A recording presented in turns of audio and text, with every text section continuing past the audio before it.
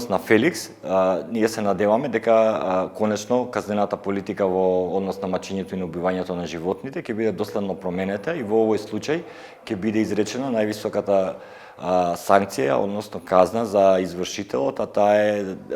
по кривичниот законник од член 233 за мачење и убивање на животни до 3 години затвор. Се надеваме дека прв пат во историјата на Македонија некој ќе биде осуден на казна затвор за делото мачење и убивање на животни, бидејќи досега тоа не беше пракса. Во изминативе години, поднесувајќи бројни кривични пријави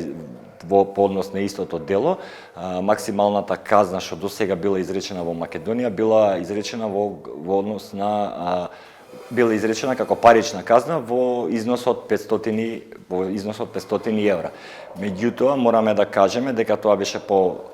тие казни досега беа применувани по минатиот закон за заштита и благосостојба на животните,